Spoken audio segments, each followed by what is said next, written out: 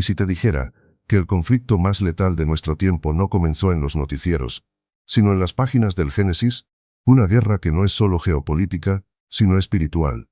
Un enfrentamiento escrito en antiguas profecías, grabado en piedra y sellado con sangre. Israel e Irán no son simples enemigos contemporáneos. Son piezas de una partida milenaria, donde los verdaderos titiriteros no usan uniformes, sino túnicas de tiempos remotos. Prepárate para cuestionar todo lo que creías saber. Porque hay una historia que ha sido silenciada hasta ahora. Suscríbete a Clave Oculta y acompáñanos en esta travesía, donde la historia, la fe y el misterio se entrelazan. La verdad está cerca, pero solo para quienes se atreven a mirar más allá del velo. ¿Estás listo? El nacimiento de una división eterna. Todo comenzó con una promesa, y con un error. Abraham, un hombre mayor, sin herederos, escuchó lo imposible, que tendría un hijo, y que de ese hijo nacería una nación apartada, escogida por Dios, destinada a cambiar la historia del mundo.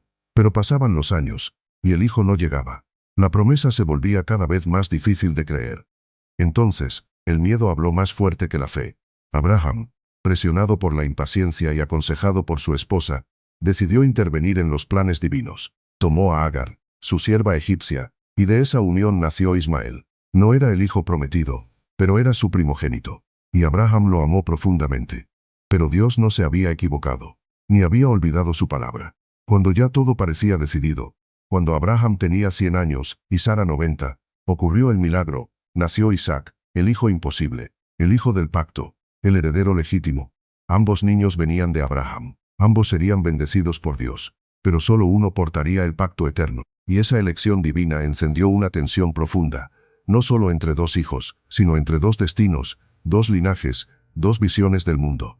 Ismael sería padre de príncipes, jefes tribales y naciones fuertes. Su descendencia se multiplicaría, se dispersaría por el desierto, y levantaría imperios. Isaac, en cambio, portaría una línea directa que conduciría al nacimiento de Jacob, luego Israel, y siglos después, al Mesías. Lo que comenzó como un conflicto familiar, se transformó en el punto de partida de una guerra milenaria, una que cruzaría siglos, religiones, civilizaciones, y que todavía hoy define los titulares del mundo moderno.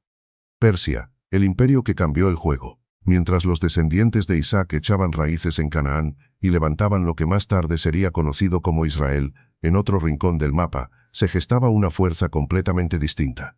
Lejos del desierto, entre montañas poderosas y ciudades resplandecientes, del linaje de Jafet y su nieto Madai, nació Persia.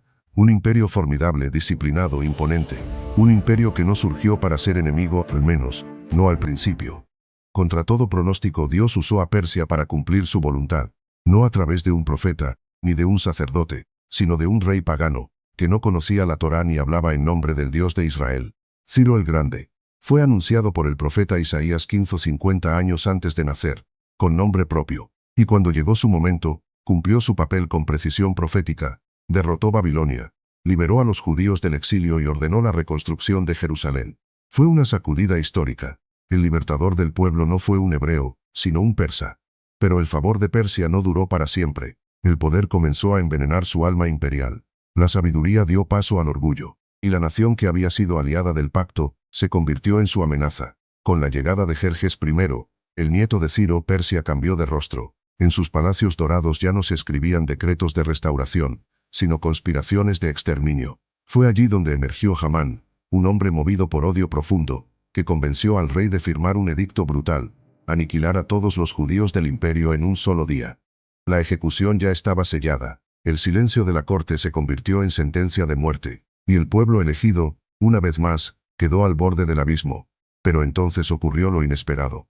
No fue un ejército, no fue un profeta, fue una mujer, una extranjera huérfana convertida en reina, Esther, sin autoridad militar, sin poder político, pero con una misión profética que no podía fallar.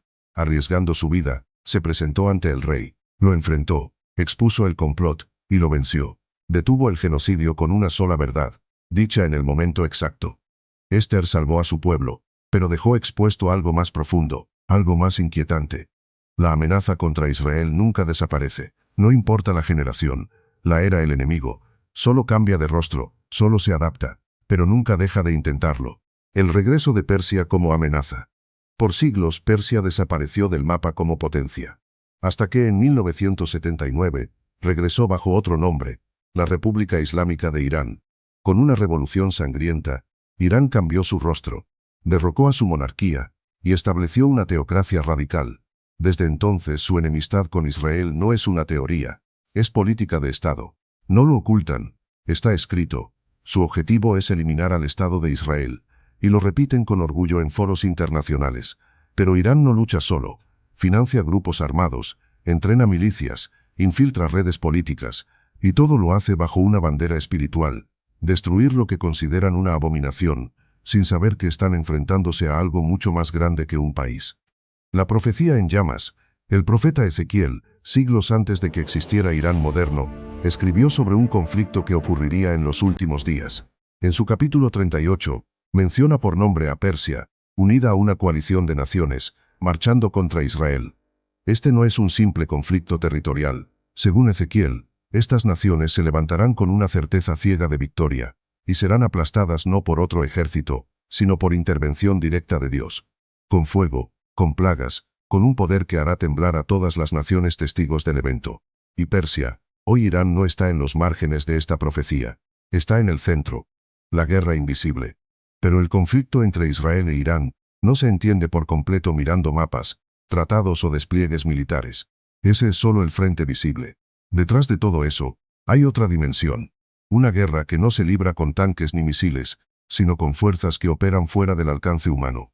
Muy pocos lo consideran, pero fue revelado hace más de 2500 años por un profeta en el exilio, Daniel, prisionero en Babilonia. Recibió visiones que iban más allá de cualquier poder terrenal. En una de ellas, se le mostró que mientras los reyes y ejércitos se movían en la tierra, una batalla paralela se libraba en el cielo. Ángeles, demonios, principados, entidades espirituales con autoridad sobre regiones enteras. Daniel oró durante semanas sin respuesta, hasta que un mensajero celestial se le apareció, diciendo que había sido retenido durante 21 días por el príncipe espiritual de Persia, hasta que Miguel, el arcángel protector de Israel, vino a ayudarlo. Esa escena cambió todo. Reveló que cada movimiento político, cada guerra, cada alianza, puede estar influida o incluso dirigida desde lo invisible. Que detrás de cada rey, puede haber un principado. Detrás de cada ideología, una fuerza espiritual. Por eso lo que hoy ocurre entre Irán e Israel, no es simplemente una disputa moderna entre gobiernos o religiones, es la prolongación visible de una guerra mucho más antigua, iniciada cuando una criatura rebelde, la serpiente en el Edén, juró oponerse a todo lo que viniera de Dios. Esa serpiente, conocida en la Biblia como Satanás, no lucha solo contra hombres, lucha contra el plan divino. Y cada vez que Israel ha estado al borde de ser destruido no ha sido por azar ni por estrategia, sino porque alguien, o algo desde las tinieblas ha querido interrumpir el pacto. Irán, al asumir un rol central en esta tensión histórica, se convierte, quiera o no, en una pieza dentro de esa guerra espiritual. Su odio a Israel no es solo político, está alimentado por una rebelión más profunda, antigua, invisible, pero absolutamente real. Y esa rebelión tiene un objetivo: detener el cumplimiento de las promesas de Dios. Golpear al pueblo que lleva el reloj profético. Atacar al linaje que desde Abraham hasta hoy representa la fidelidad de un pacto eterno. Porque esta no es solo una guerra de hombres, es una guerra contra Dios. El último acto. El profeta Zacarías dejó un mensaje escalofriante. En el día final, Jerusalén será el escenario donde el verdadero rey regresará. No vendrá con diplomacia. No lo hará con discursos. Vendrá a reinar, a juzgar y a restaurar. Ese día marcará el fin de toda guerra, de toda mentira, de toda rebelión. Y aquellos que se levanten contra el pacto, no resistirán. Mientras los medios hablan de conflictos, sanciones, elecciones y tratados, hay una historia que no se cuenta. Una historia que fue escrita mucho antes de que existieran los estados modernos. Una historia que conecta el Génesis con nuestros titulares actuales. Israel no es solo una nación, es un testimonio viviente del pacto de Dios. Irán no es solo una amenaza, es la sombra resucitada de una guerra antigua. El mundo tiembla ante la guerra, pero las escrituras ya trazaron el desenlace. La última palabra no la dirán los gobiernos ni los ejércitos, sino un rey que regresará. Si estás viendo esto, no es casualidad. Has sido testigo de una verdad que pocos se atreven a mirar de frente.